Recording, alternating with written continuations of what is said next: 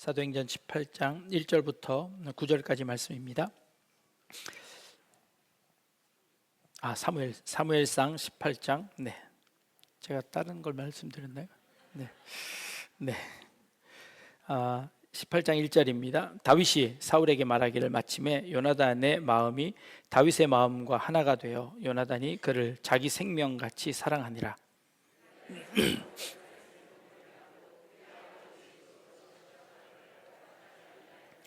요나단은 다윗을 자기 생명같이 사랑하여 더불어 언약을 맺었으며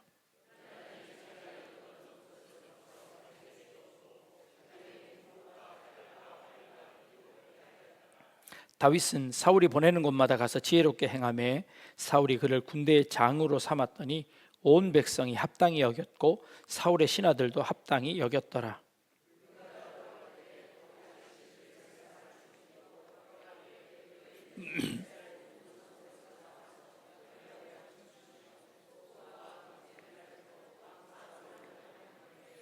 여인들이 뛰놀며 노래하여 이르되 사울이 죽인 자는 천천히요 다윗은 만만이로다 한지라.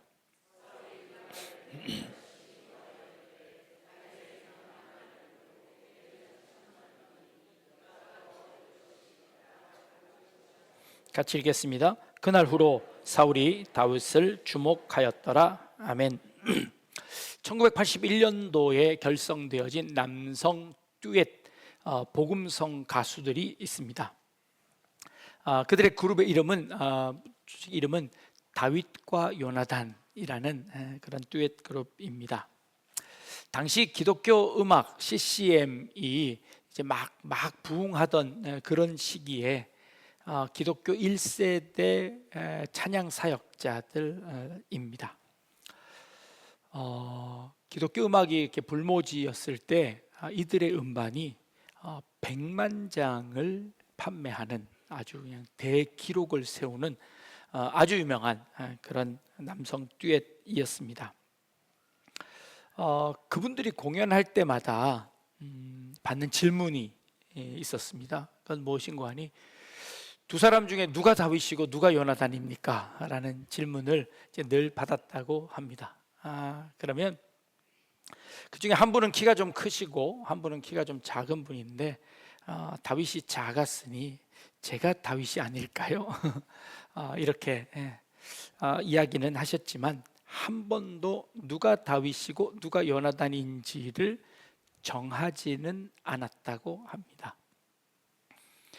한 분은 목사님이 되셨고 한 분은 평신도 사역자로 계셨습니다. 한동안 떨어져 계시면서 그룹이 듀엣이 해체가 되었다가 최근에는 우리 유튜브를 통해서 두 분이 다시 찬양을 하시는 것을 확인했습니다. 여러분은 다윗과 요나단 중에 누가 더 좋으십니까? 누구 편에 서시고 싶으신가요? 물론 다윗이 사무엘상의 주인공입니다. 그러니 다윗을 더 좋아한다고 말씀하실 수 있을 것 같습니다. 근데 오늘 우리가 읽은 본문에는 다윗이 주인공이 아니라 요나단이 주인공이 되는 것처럼 보입니다. 성경을 이해하려면 성경을 기록한 문학의 장치들을 이해할 필요가 있습니다. 성경은 객관적인 역사를 기록하지 않습니다. 때로는 좀 더 어떤 한 사실을 강조하거나 자세하게 또 의도적으로 전하려고 하는 그런 경향이 있습니다. 우리가 잘 아는 욥기를 보시면 욥이 고통을 당하는데 욥이 왜 고통을 당하는지 욥은 알지 못합니다. 그러나 하늘에서 하나님과 사탄 간의 거래가 있습니다. 하나님이 욥을 자랑합니다. 욥처럼 이렇게 신실하고 의로운 자가 없다. 그러자 사단이 하나님 앞에 나와 하나님께서 그렇게 잘해 주시니까 그렇지요. 하나님께서 축복해 주시니까 그렇지요. 그 축복 한번 거두어 보십시오. 그러면 욥도 다른 사람들처럼 하나님을 부인하고 저주할 겁니다. 그렇게 사단이 하나님 앞에 참소를 합니다. 그러자 하나님께서 사단에게 그러면 네 마음대로 한번 해보거라. 이제 그래서 욥이 고통을 당하는 겁니다. 그런데 욥은 그 사실을 전혀 알지 못하고 고통을 온전히 고스란히 다 당합니다. 근데 그 욥기를 읽고 있는 우리들은 그 모든 사실을 다 압니다. 욥기를 기록한 욥기의 저자는 우리 국어 시간에 여러분들 배우신 전지적 작가 시점으로 모든 상황을 하나님의 편에서도 알고 욥의 마음도 알고 사탄의 마음까지도 다 읽어서 욥기를 따라갑니다. 그 저자는 하나님의 마음을 어떻게 알았을까요? 그 욥기는 하나님이 썼을까요? 아니지요. 이 욥기를 쓴 사람은 그 모든 시점을 다 이해하는, 마치 하나님의 시점으로 그 모든 사건들을 하나씩 하나씩 기록하고 있습니다. 욥은 언제적 사람일까요? 정확하게 알 수 없지만 욥은 아마 아브라함과 비슷한 시기에 살았던 사람으로 추정합니다. 그러면 이 욥기는 언제 기록되었을까요? 정확하게 알 수는 없지만 바벨론 포로 시기 정도에 이것이 편집되었거나 혹은 그때 기록되었거나 혹은 구전으로 기록되어 전해져 오던 것을 그때 기록했을 것이다 라고 학자들이 추정을 합니다. 그렇다면 이 욥기를 쓴 목적은 무엇일까요? 바벨론의 포로로 잡혀가 있던 이스라엘 백성들이 우리 선조들의 잘못 때문에 우리가 이곳에 끌려왔는데 나는 아무 잘못도 안 하는데 왜 이런 나에게 엄청난 고통이 있습니까? 하고 하나님을 향하여 불만을 표하는 그들에게 이 욥기는 큰 위로가 되었습니다. 하나님이 욥을 보시고 욥을 사탄에게 자랑할 만큼 욥은 의로운 사람이었다. 우리가 지금 이 포로 시기에 잡혀 있지만, 바벨론의 포로로 잡혀와 있지만, 그러나 우리가 신앙을 지키고 믿음을 지키고 무슨 원인인지 알 수 없지만 그 고난을 이겨내면 하나님께서 사탄 앞에서 우리를 자랑스럽게 자랑하실 것이다 라고 하는 그 의도를 감추어 놓고 있는 것이지요. 그래서 그 욥기를 읽는 사람들은 그 욥기가 어떻게 될지를 알면서 욥 조금만 더 힘냅시다, 여기서 불평하지 말고 여기서 쓰러지지 말고 조금만 힘내면 하나님께서 승리하게 해주실 것입니다 라고 하는 그 기대를 갖고 이 욥기를 읽게 되는 것이지요. 그게 욥기를 쓴 저자의 의도입니다. 그래서 그 모든 것을 다 이해하는 것처럼 그렇게 기록한 것이지요. 오늘 우리가 읽은 본문 가운데서는 이 사무엘상의 저자가 초점을 어디에 두고 있는가 하니 다윗과 요나단 중에서 요나단에게 초점을 맞추고 있습니다. 마치 요나단의 마음을 다 이해하는 것처럼 그 요나단의 심정으로, 요나단의 입장으로 이 모든 성경을 기록해 나가는 것을 볼 수 있습니다. 마치 신이 되는 것처럼 요나단의 이 마음을 상세하게 기록하고 있습니다. 18장 1절 말씀에 요나단의 마음이 다윗의 마음과 하나가 되어 요나단이 그를 자기 생명같이 사랑하니라. 요나단의 마음입니다. 19장 1절 우리가 읽지 않았지만 사울의 아들 요나단이 다윗을 심히 좋아하므로 사무엘상 20장 17절 말씀에 다윗에 대한 요나단의 사랑이 그를 다시 맹세하게 하였으니 이는 자기 생명을 사랑함같이 그를 사랑함이었더라 라고 성경은 계속해서 요나단이 다윗을 사랑했다는 것을 기록하고 있습니다. 반면 성경은 다윗이 요나단을 사랑했다는 말은 싹 빼놨습니다. 다윗은 요나단을 사랑하지 않았다는 것일까요? 아니요, 그런 의도가 아닙니다. 지금 이 요나단이 다윗을 사랑하게 된 이 감정, 이 배경, 그 이유의 신학적인 의도를 가지고 이 요나단의 감정에만 집중해서 성경을 기록하고 있다는 겁니다. 그러니 의도적으로 다윗을 침묵하게 하고 그리고 요나단의 감정을 드러냄으로 말미암아 의도를 가지고 이 본문을 기록했다는 겁니다. 요나단의 마음은 도대체 뭘까요? 이 요나단의 마음을 성경이 이렇게 기록했다면 우리는 그 요나단의 마음을 한번 추적해보며 상상해보며 이 성경의 저자의 의도를 한번 추측해 볼 필요가 있지 않겠습니까? 사무엘서는 독자들에게 이 부분을 강조하려고 그리고 그 부분을 이해시키려고 우리에게 시도하고 있다는 겁니다. 요나단의 마음은 도대체 뭘까요? 요나단은 사울의 아들입니다. 그러니 왕자입니다. 왕위를 계승할 그런 사람이지요. 다윗은 어떻습니까? 그런 차원에서 볼 때 다윗은 요나단과 경쟁자입니다. 그런 의미에서 요나단은 다윗을 좋아할 수 없는 그런 입장에 있습니다. 그런데 요나단은 자기보다 다윗을 더 앞장 세웁니다. 사무엘상 23장 17절에 너는 이스라엘의 왕이 되고 나는 내 다음이 될 것을 내 아버지 사울도 안다 라고 요나단이 다윗에게 고백하는 부분이 있습니다. 자기는 그 왕위를 계승받을 1순위입니다. 그는 부족한 사람이 아니었습니다. 지혜 면에서, 용감한 면에서 요나단도 다윗에 뒤지지 않는 그런 사람이었습니다. 그럼에도 불구하고 하나님께서 다윗을 선택하셨다는 것을 알고 이 요나단은 자기의 모든 권한을 다 내려놓고 이 다윗에게 모든 권한을 위임하는 그런 모습을 보입니다.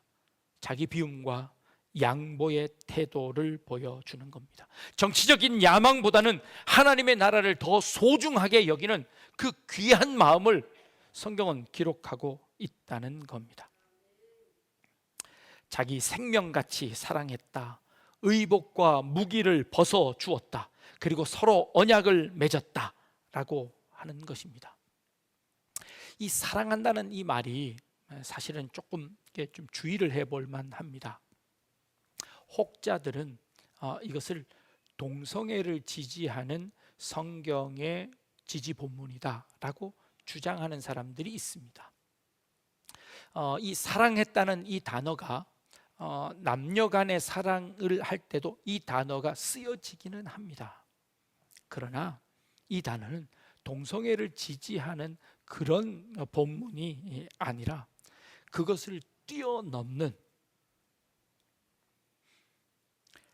다윗 안에서 하나님이 선택하시고 하나님의 왕권을 바라보며 자발적으로 거기에 동참하는 그런 장면입니다. 성경에서 가장 아름다운 희생적인 우정을 표현한 그런 본문이지 남녀간의 사랑, 아니 동성애를 의미하는 그런 사랑, 그런 수준의 사랑이 아니라는 그런 본문입니다. 오늘 이 본문을 조금 더 자세히 살펴보며 요나단이 어떻게 그런 마음을 갖게 되었는지를 우리는 성경을 기반해서 한번 추정해 볼 수 있을 것 같습니다. 요나단의 마음은 어떤 마음이었을까요? 요나단과 다윗의 첫 만남은 언제였을까? 추정을 해보면 다윗과 골리앗의 전투 이후로 여겨집니다.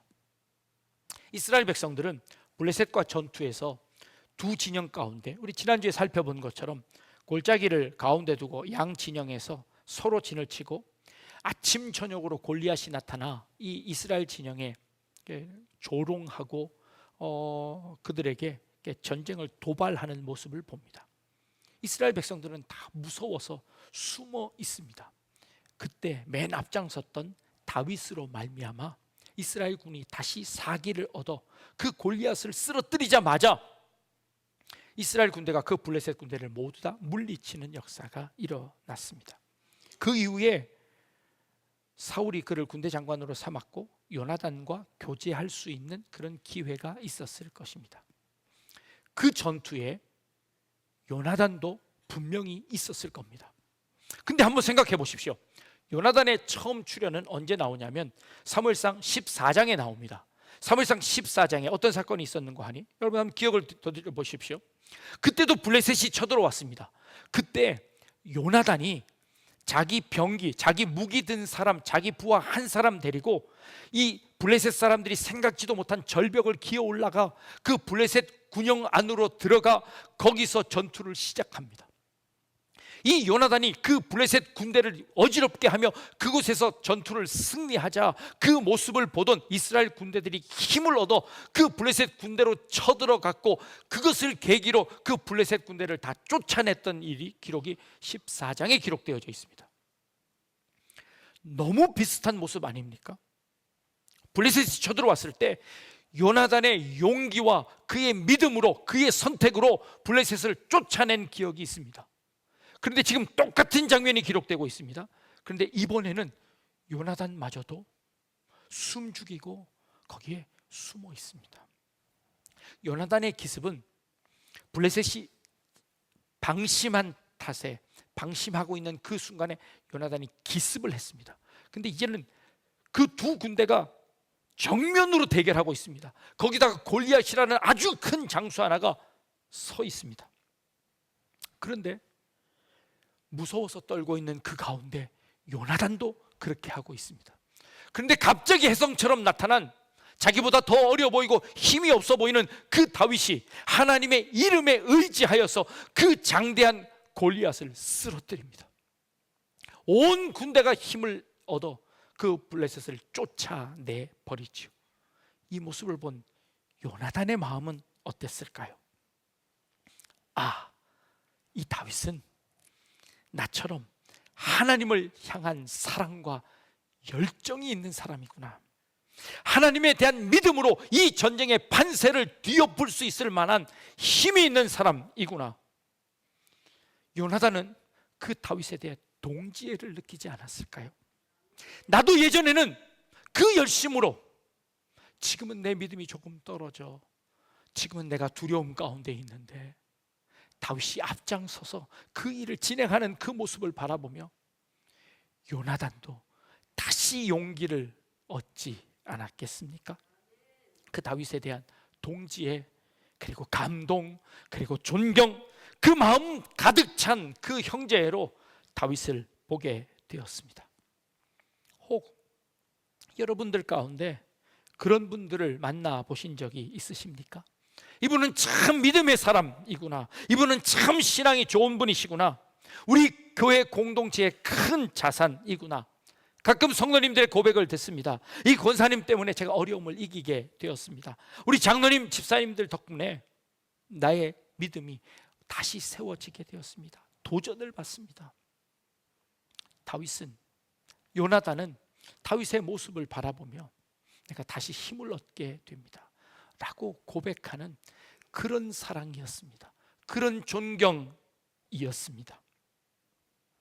내가 왕자이지만 그러나 하나님께서 이 다윗을 선택하셔서 하나님의 나라를 이끌어가는 그 모습을 보며 어쩌면 하나님께서 이 다윗을 선택하셨을 것이다 라고 생각하며 그 다윗을 사랑하게 되었고, 심지어 그에게 자신의 옷과 자신의 칼과 무기를 내어주는, 이것은 단순히 무기를 주었다는 것이 아니라 그 모든 권한을 이양하는, 그 왕권을 이양하는 그런 절차로 읽혀질 수 있다고 성경학자들은 이야기합니다.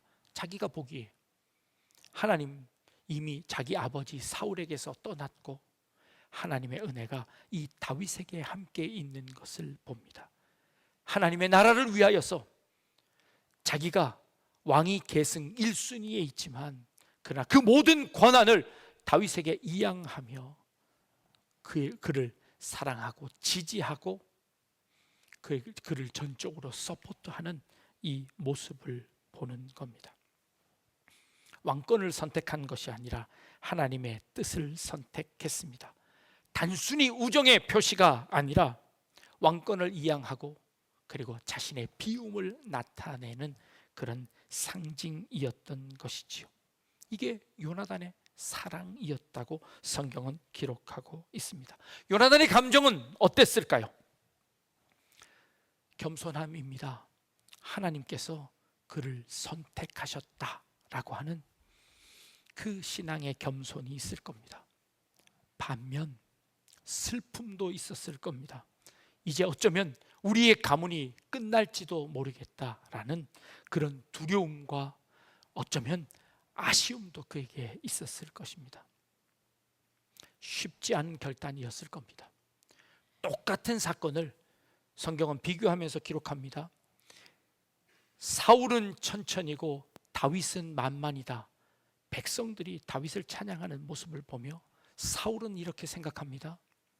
이제 다윗이 빼앗을 것은 내 나라밖에 없구나. 그리고 그때부터 다윗을 미워하기 시작합니다. 그때부터 다윗을 죽이려고 계략합니다. 이것은 사울입니다. 그러나 요나단은 그 두려움과 그 아쉬움과 그 슬픔 가운데 용기를 냅니다. 담대함을 가지고, 그럼에도 불구하고 하나님의 뜻을 따르겠다는 용기를 가지고 자신의 모든 것들을 포기하고 다윗을 지지합니다. 이게 요나단의 마음입니다. 그런 담대함은 어디서 나올 수 있을까요? 그것은 하나님에 대한 믿음에서인 줄 압니다. 하나님의 계획은 선합니다. 내가 이해할 수 없는, 내가 감당할 수 없는 그 하나님의 뜻이 다윗 가운데 있을 것이라고 요나단은 확신했습니다. 그래서 그 다윗 앞에 이 모든 자기의 무기들을 다 이양하고 다윗을 지지하는 겁니다. 이게 요나단이 다윗을 사랑했다는 마음입니다. 단순히 동성애를 지지하는 그런 차원의 사랑이 아니라 그것보다 더 깊숙하고, 그리고 그것보다 더 위대하고, 그리고 용기 있는 결단의 사랑이라는 것이죠. 세례 요한이 마치 예수님의 앞길을, 그 전에 모든 권세와 모든 영광을 받고 있던 세례 요한이 나는 그의 길을 예비하러 온 사람에 불과합니다. 나는 그의 신들매도 감당할 수 없는 사람입니다. 그가 오시면 나는 사라져야 합니다. 예수님의 길을 앞장 세웠던 것처럼 하나님의 그 계획과 하나님의 나라를 위하여서 자기 스스로의 모든 것들을 다 내어 던졌던 그 세례 요한의 모습처럼 요나단은 다윗을 위하여 그 모든 것들을 헌신하는 모습을 보는 겁니다. 우리 교회 공동체 안에 이 요나단과 같은 이런 용기들이 필요합니다. 요나단과 같은 이런 담대함이 필요합니다. 하나님, 왜 저 사람에게만 축복합니까? 하나님, 왜 나를 버리고? 그에게 아쉬움이 없었을까요? 그에게 서운함이 없었을까요? 아니요, 그렇지 않았을 겁니다. 그러나 그 서운함보다 그는 하나님의 나라를 볼 수 있는 통 큰 믿음이 있었습니다. 그에게는 하나님의 나라를 더 걱정하는 그 마음이 있었습니다. 하나님이 다윗을 선택하시고 그 다윗을 통해 이루어 가실 그 나라를 위하여 내가 밑거름이 되겠습니다. 그리고 그 다윗을 보호하고 그 아버지로부터 그 다윗을 격리시키는 그 일을 감당하는 이 요나단의 사랑, 이 믿음, 이 용기를 오늘 성경의 저자는 이 18장에서 요나단이 다윗을 사랑했다라는 이 단어로 표현하고 있습니다. 그리고 이 요나단이 다윗과 언약을 맺었다라는 이 단어로 표현하고 있습니다. 우리 약대 중앙교회 안에 하나님의 나라를 위하여 서로가 서로에게 이런 요나단과 같은 그런 친구가 되어줄 수 있기를 바랍니다. 우리 성도님들이 그 모습을 바라보며 서로가 용기를 얻고, 하나님께서 우리 조 성도님을 통해서 저렇게 큰 일을 행하시는구나, 내가 그 일을 기도하며 함께 돕겠습니다 라고 우리 공동체 하나님의 나라를 위하여 요나단과 같이 서로 사랑하고 헌신하며 하나님의 나라를 세워나가는 우리 약대중앙교회 우리 모든 성도님들 되실 수 있기를 주님의 이름으로 축복합니다. 기도하겠습니다.